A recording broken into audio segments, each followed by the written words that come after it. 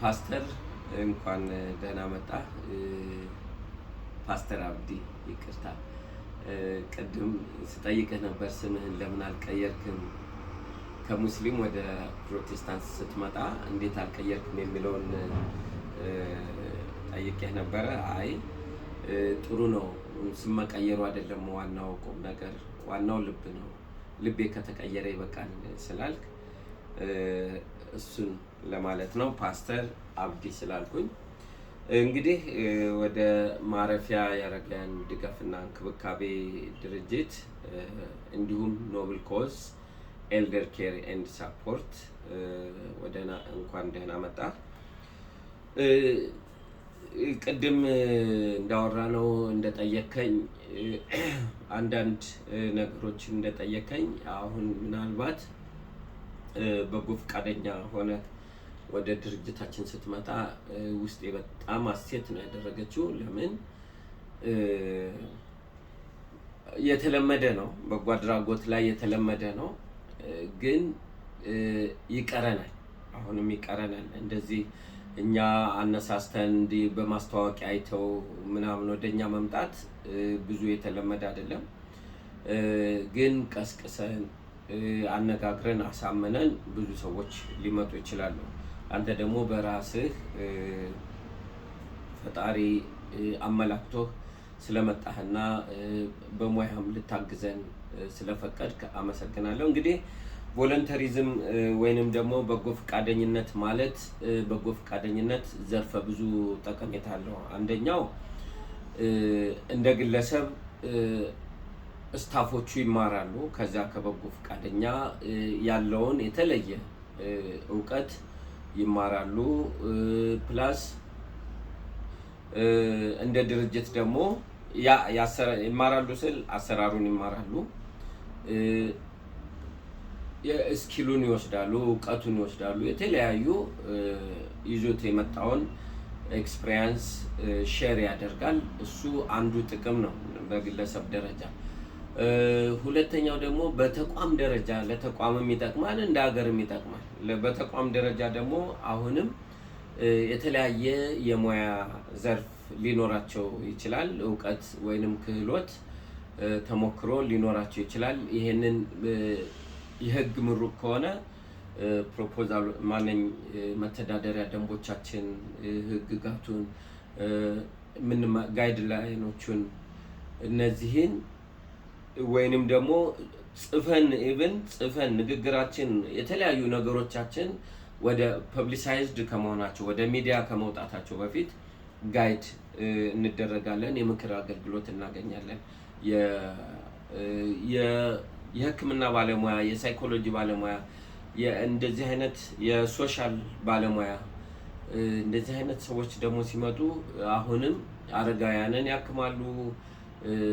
በሁለንተናዊ ይሄ ማሳጅ የሚያደርጉም ሊኖሩ ይችላሉ።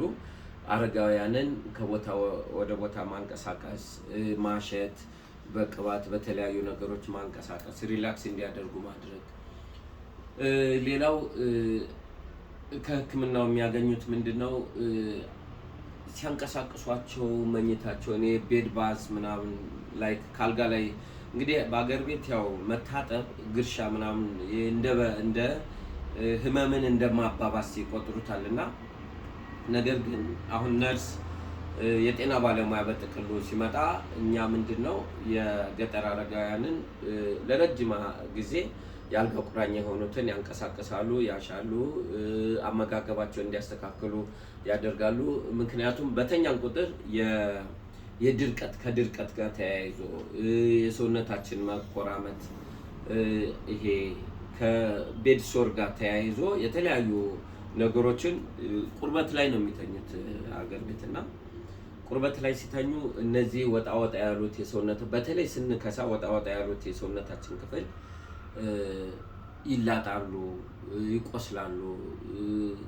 ይህንን ደግሞ ማሸት፣ ቦታውን ማሸትና ማገላበጥ፣ ማመቻቸት፣ እንዲቀመጡ ወክ እንዲያደርጉ ማድረግ ትልቁና መሰረታዊ ስራ ነው። በእኛ ኮንቴክስት መሰረታዊ ስራ ነው። ይሄ ማለት ምንድነው? ዳይጀሽን ሲስተማቸው ይስተካከላል፣ ደም ዝውውራቸው ይስተካከላል፣ ሁሉም ነገራቸው ይስተካከላል። ስናንቀሳቀሳቸው፣ ስናሻቸው፣ አስተኛኘታቸውን ስናገላብጣቸው ለተለያየ በሽታ የሚያጋልጣቸውን በቀላሉ መዳን ሲችሉ በመተኛታቸው ቤድ ሪድን ወይንም ደግሞ ያልጋ ቁራኛ በመሆናቸው እነዚህን ሁሉ በመሆናቸው ወደ ባሰ ህመም ይዳረጋሉና የገጠር አረጋውያን። ነገር ግን ሐኪሞች ሲመጡ አሁን ምንድነው የሚያደርጉት? አሁን ቅድም ለመግለጽ የሞከርኩትን ያደርጋሉ። አረጋውያን ደስታ ይሰማቸዋል፣ ተመስገን እያሉ እየመረቁም ሞት መቼም አይቀርም። አንድ ሰው ሲሞት መርቆ መሞቱ ራሱ ትልቅ ነገር ነው እና ሌላው ፕሮፖዛል ኢቭን እነዚህ ሙያ እንኳን ባይኖራቸው ሶሻል ካፒታል ያላቸው ታዋቂዎች ሰዎች ቢመጡ ወደኛ አረጋውያንን ቢያገለግሉ ሶሻል ካፒታላቸው ወይም ጓደኞቻቸውን ሶሻል ካፒታል ስንል እንግዲህ ማህበራዊ መስተጋብራቸው ሀይ ይሆንና በእድር ይታወቃሉ፣ በአካባቢ ይታወቃሉ፣ በትምህርት ቤት ባገኙት አጋጣሚ እኛ እንደ ድልድይ ከፓስተር አብዲ ከአንተ ጋር መቼም አንተ ነው የምለው ይቅርታ ታናሽም ነህ ወይንም ደግሞ ኩዮችም ልንሆን እንችላለን እና ካንተ ጋር እንደዚህ አረጋውያንን ወክዬ እያወራሁ ነው። ያ ሰው ደግሞ ወደኛ የሚመጣው ሰው ወይም ሴት በጎ አድራጎት ግለሰቦች እኛም የማናገኛቸውን እንደ ድልድይ እንደ መገናኛ ያገናኙናል። ሚሽናችንን ወይንም ደግሞ አገልግሎታችንን እንዲስፋፋ ትልቅ እገዛ ያደርጉልናል። ስለዚህ ምን ለማለት ነው? በጎ አድራጎት እንደ ቀላል ይታያል በሀገራችን።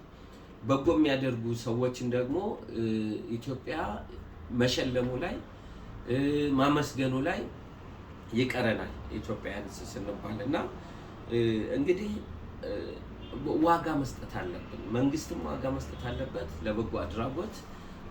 ኢቭን ሲቀጠሩ ሰዎች ሲቀጠሩ ምንድነው ማድረግ ያለባቸው ያልን እንደሆነ በጎ የሰሩበትን አካባቢ ያገለግሉበትን ኢቭን ኦርጋናይዜሽኖች ኢንስቲትዩሽኖች ራሱ መንግስት ፍቃድ ሲሰጥ ፍቃዳቸውን ሲያድስ ከግብር ነፃ የሚያደርግበት የተለያዩ ሲስተሞች ካሉ ኢንሴንቲቭስ እነዚህን ማበረታታት የአንበሳውን ድርሻ መንግስት ቢወስድ በጎ አድራጎት እነዚህ አቅመ ደካሞች ለችግር የተጋለጡ የተለያዩ የህብረተሰብ ክፍሎች አረጋውያንን ጨምሮ እኛ ምንም እንኳን በዋናነት አባቶችና እናቶች አረጋውያን ላይ እየሰራን ቢሆንም የሌሎች ልጆቻቸው የአረጋውያን ጉዳይ የማይነካው የማህበረሰብ ክፍል የለም። ሁሉንም ነገር ስለሚነካ ምንድነው መንግስት ያንበሳውን ድርሻ ኤንጂኦዎች እኮ ዘለቄታ አገልግሎት አይደለም የሚሰጡት መንግስትን ነው ክፍተቶችን ነው ወይንም ደግሞ ማህበረሰቡን ነው የሚያግዙት ክፍተቶችን ነው እንጂ የአንበሳውን ድርሻ ሊወስዱ አይችሉም። ምክንያቱም ይወጣሉ፣ ሌላ ቦታ ሊቀየሩ ይችላሉ፣ አግዘው ደግሞ ፌዛውት ሊያደርጉ ይችላሉ፣ ወይንም ስራቸው በአንድም በሌላም ሊቋረጥ ይችላል። ያንን ማህበረሰቡ ነው ኦን የሚያደርገው የራሱ ብሎ አሳታፊ መሆን አለበት ነው። በጎ አድራጎት ዋጋ መሰጠት አለበት፣ መሸለም አለባቸው። በጎ የሚሰሩ ቅድሚያ ቅጥር ሲደረግ በአገሪቷ ቅጥር ሲደረግ የቅጥር አገልግሎት የሲቪያቸውን ወይንም ደግሞ የስራ ልምዳቸውን በጎ ሰርተዋል ወይ የሚለውን እንደ አንድ ክራይቴሪያ ቀጣሪዎች ቢያስቡ ተቋማት ቢያስቡ ሰዎችን ያበረታታሉ። ስለዚህ በጎ አድራጎት ዋጋ የሚሰጠው ነው ብንመሰጋገን። ይሄ በእርግጥ ምድራዊ ምስጋና የሰዋዊ ነው። ሰዋዊ ምስጋና ደግሞ የኛ ሰው ያመሰግናል ደግሞ ጎደሎ ያወግዛል ጎደሎ ሲያይብህ እና እግዚአብሔር ሲያመሰግንህና ይሄ ምስጋናው ሰማያዊ ሲሆን ትልቅ ነው፣ ውጤትም አለው፣ ያረካልም፣ ዘለቄታም አለው። ከችግሮችም ካልታሰበ ከማናስበው ነጋችንን ስለማናውቀው ነጋችን ተባርኮ ተቀድሶ ይሰጠናል። ዋናው ባለቤቱ ሲያመሰግነን ማለት ነው። ባለቤቱ እንደየ ሃይማኖታችን ነው። እንግዲህ ፓስተር አብዲ አንተ ፕሮቴስታንት ነህ፣ እኔ ኦርቶዶክስ ነኝ፣ ሌላው ሙስሊሞች አሉ። የተለያዩ ዋናው የሚያገናኘን አገልግሎት ነው። የሰው ልጆች የፈጠረ ደግሞ ያገናኘናል። በየእምነቶቻችን ነጋችን ተባርኮ ተቀድሶ አገራችንን ሰላም ሆኖ ሁሉም ነገር የተሳካ ይሆናል። ዋናው ቅልብ ይኑረን ነው።